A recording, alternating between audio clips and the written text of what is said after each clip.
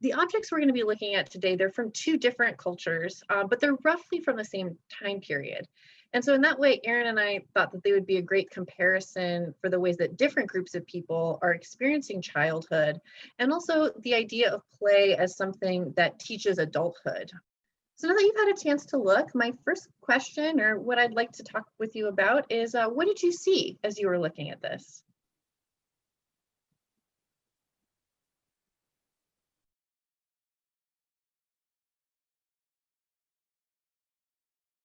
Speculation about the figure that looked like they were in sort of military gear, that perhaps this is a toy or perhaps it's a soldier. Sure, yeah. So we have this one that you can see in that detail on the upper left. The print is upside down on that side of the garment, but he's got, you can see his hand is holding a little line that goes back to the toy horse on wheels. And you can actually see a repeat of that print all the way on the left, where you can see the horse on wheels sort of turned right side up. And you're right to assume that this is maybe something that's for a little bit more of a special occasion, having this sort of, interesting and decorative print.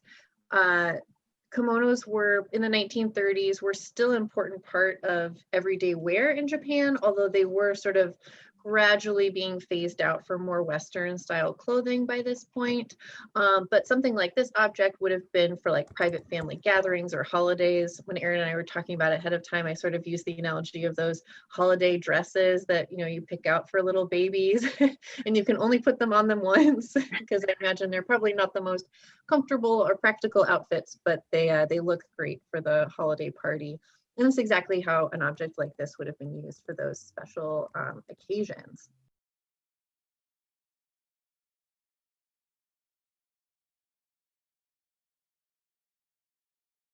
Thank you, Sarah. And Lindsay has navigated to the object that we'll be focusing on here. And before we get into any sort of contextual information, we're going to kind of take the same approach that Sarah started off with, which is just to look at this object. So we'll take about a minute to just look, and maybe in 30 seconds or so, Lindsay can zoom in on this PowerPoint slide and kind of pan down so we get a closer look. But for now, let's just take a moment to look together. Great.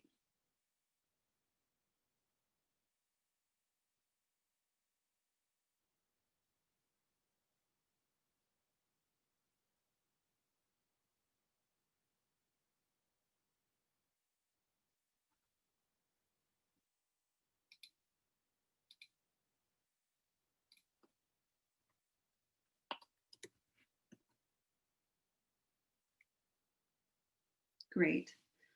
So in a minute, we'll look at some other angles. But for now, what do you see? What do you notice? Form a little bit, and the sort of nuts that are beaded to form that rectangular, that sort of hold that rectangular beadwork.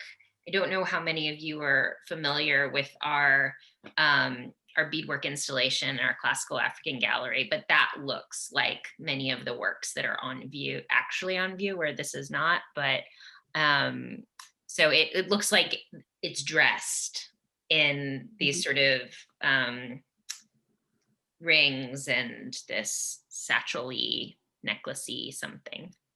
So Elizabeth has alluded to the fact that this, looks perhaps like a bodily form, that the things hanging off of it may reference garments or beadwork. So let's focus now on the idea that this might be a figure, might be a body. How would you describe it as a figure?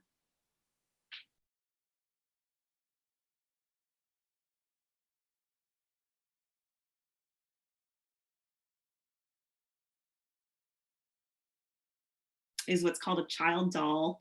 And it was originally constructed with these thicker rings around the simple core that's made of straw.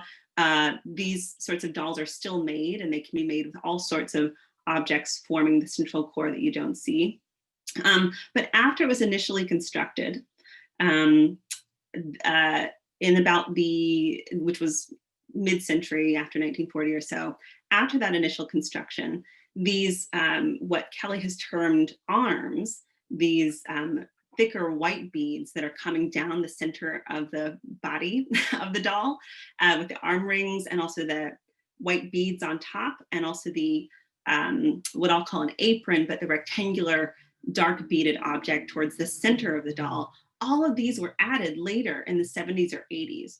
So there's some speculation about whether or not these additions were made in order to pass the object on.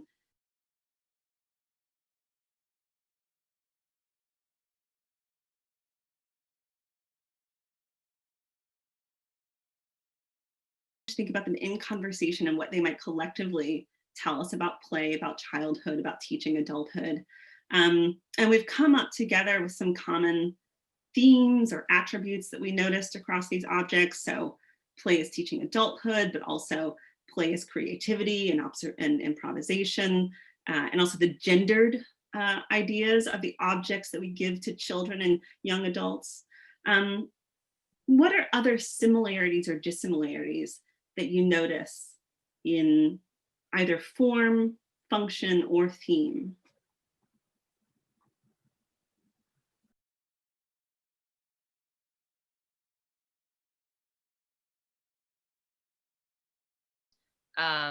The idea that this immediately registered as something that was interactive and sort of manipulatable, and that there's a more explicit interactivity, I guess, with the kimono, but like that these things sort of either look like they move, or they're adorned with things, or they do physically move with our bodies in different ways.